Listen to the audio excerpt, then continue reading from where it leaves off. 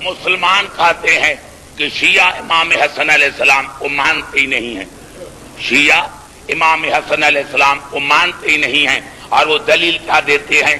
ارے بھائی اگر شیعہ امام حسن کو مانتے تو اس کی اولاد کو امام مانتے، اس کی اولاد میں امامت ہی نہیں ہے۔ ابھی دیکھا بے وقوفی، یہیں سے بے وقوفی دیکھو، یہیں سے بے وقوفی۔ اگر وہی الفاظ میں کہہ دوں تو کہ رسول کی اولاد میں امامت کیوں نہیں گئی؟ توجہ آ رہا۔ اب یہ بزرگوں کے لیے بھی میں جملات کروں گا، میں نے کہا اگر وہی جملہ میں کہا دوں کہ بھائی رسول کی اولاد میں کوئی امامت نہیں ہے، کہیں گے کیسے بھائی؟ یہ جناب سیدہ اور رسول کی بیٹی نہیں ہے؟ جب اپنے مقصد کی بات آ گئی تو بیٹی پر آ گئے نا۔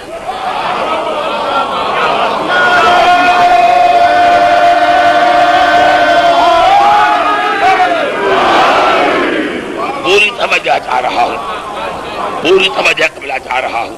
میں نے کیا جناب ابو طالب کا بیٹا نام رکھا علی، رسول کی بیٹی نام رکھا فاطمہ، ان سے دو بیٹے ہوئے حسن اور حسین، پھر حسین کو ہوا بیٹا نام رکھا علی، حسن کو ہی بیٹی نام رکھا فاطمہ، پھر ان دونوں کی شادی ہوئی اور ان سے ہوا ہمارا پانچواں امام۔ ارے یہ امام محمد باقر بتاؤ کہ امام حسن کی اولاد ہے یا نہیں؟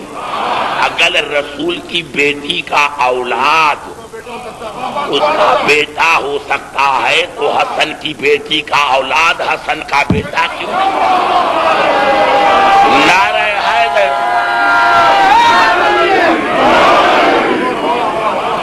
گھبرا تو نہیں گئے؟ آ گئی بات سمجھ میں؟ کیا میرے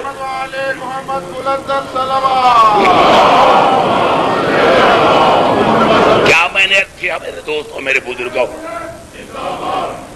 اسی لیے امام حسن علیہ السلام نے ارشاد فرمایا جہاں جہاں آواز آ رہی ہے من عرفنی فقد عرفنی ومن لم یعرفنی فانا الحسن ابن محمد، جو مجھے جانتا ہے وہ تو جانتا ہے، اور جو نہیں جانتا اس کو جاننا چاہیے کہ میں محمد کا بیٹا حسن ہوں۔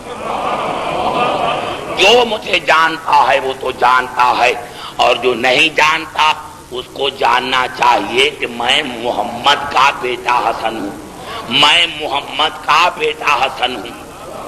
عجیب جملہ ہے، عجیب جملہ ہے۔ کربلا میں امام حسین کا خطبہ وہ وہی کہتا ہے کہ جو جاننا چاہیے اس کو جاننا چاہیے کہ میں علی کا بیٹا ہوں۔ پوری توجہ چاہ رہا ہوں، پوری توجہ۔ یعنی دو ہی بھائی ہیں، دونوں جوانان جنت کے سردار ہیں، ایک خطبہ دے رہا ہے کہ جو جاننا چاہتا ہے اس کو جاننا چاہیے کہ میں محمد کا بیٹا حسن ہوں، دوسرا کہتا ہے کہ میں علی کا بیٹا ہوں۔ کیا مانے؟ ہاں میرے دوستو، حسین نے کربلا میں اسی لیے کہا تھا کہ میں علی کا بیٹا ہوں کیونکہ وہاں سوال تھا بیعت کا۔ اب یہ میں جملہ آپ کو خبرت کر رہا ہوں، وہاں سوال تھا بیعت کا، تو کہا دیا جو جاننا چاہتا ہے وہ جاننا چاہے کہ میں بیعت نہیں کروں گا کیونکہ آخرکار میں علی کا بیٹا ہوں۔ نعرہ حیدری، توجہ ہے۔ اور یہاں سوال تھا صلح کا، یہاں سوال تھا صلح کا، تو امام حسن نے فرمایا جو جاننا چاہتا ہے وہ جاننا چاہیے کہ میں محمد کا بیٹا حسن ہوں، محمد کا بیٹا۔ اگر یہ میرا صلح غلط ہے تو پھر میرے بابا محمد کے لیے کیا خیال ہے؟ اگر اس کا صلح صحیح ہے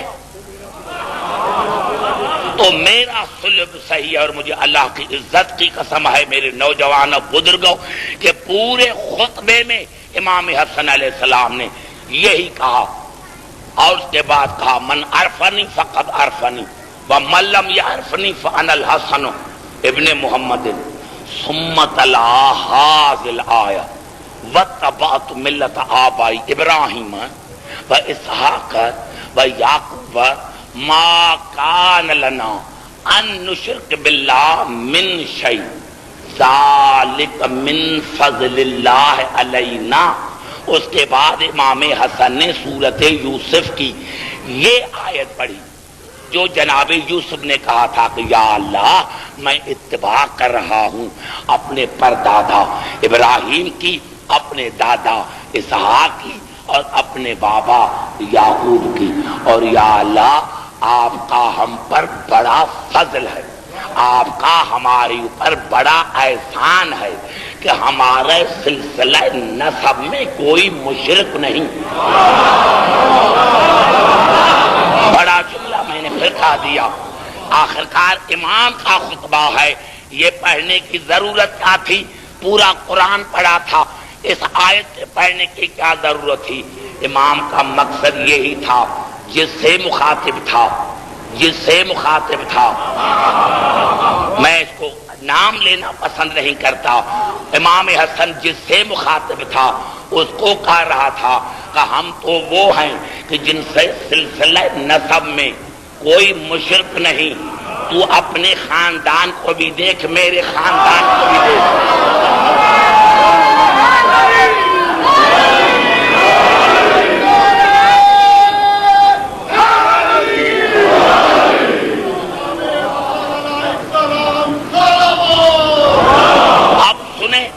اب سنیں پوری توجہ چاہتا ہوں۔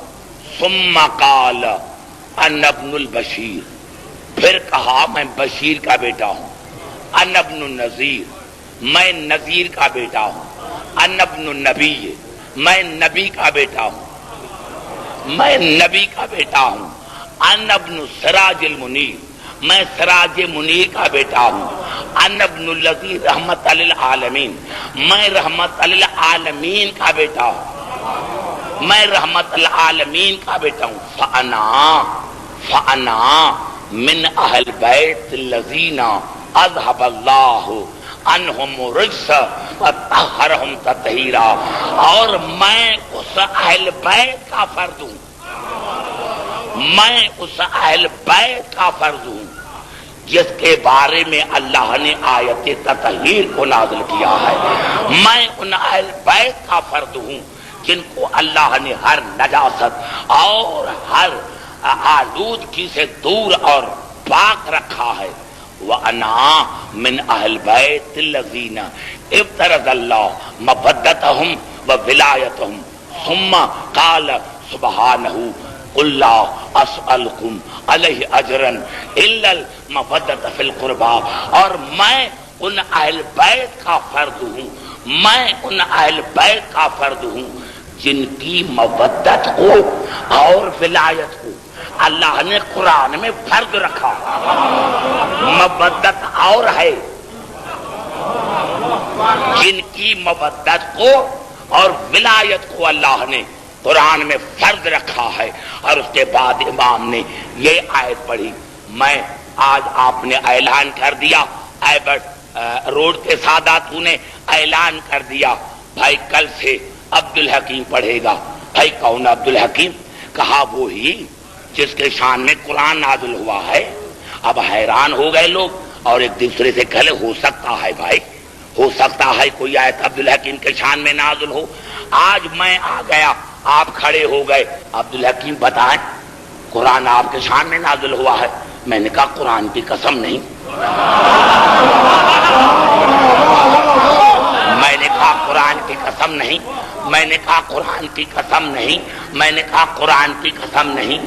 اب ایمان سے بتاؤ کہ اب پھر کسی پر یقین کرو گے؟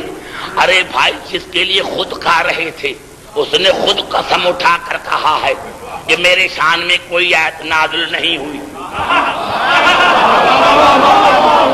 شاید میں نہیں سمجھا سکا، شاید میں نہیں سمجھا سکا یا آپ وہاں نہیں پہنچے۔ ارے اسی لیے تو میرے مولا جناب امیر علیہ السلام نے فرمایا تھا نا مجلس شورا میں، قل انشدکم باللہ حل فیکم احد غیری انما یرید اللہ لیذہب عنکم اہل البیت ویطہرکم تطہیرا. ہے کوئی تم میں میرے سوا، ہے کوئی تم میں میرے سوا. یہ شورا میں کہا تھا. 102 پوائنٹ ہے. مجھے وعدہ ہے، میں منبر پر آپ سے وعدہ کرتا ہوں پورا خطبہ پڑھوں گا. مولا نے فرمایا ہے کوئی تم میں میرے سوا جس کے شان میں آیت تطہیر نازل ہوئی ہو. قالوا اللہم لا. سب نے کہا علی خدا کی قسم آپ کے سوا کسی کے شان میں نازل نہیں ہوئی. ارے جب وہ خود کہہ رہے ہیں کہ ہم نجس ہیں تو ہم ان کو پاک مانیں.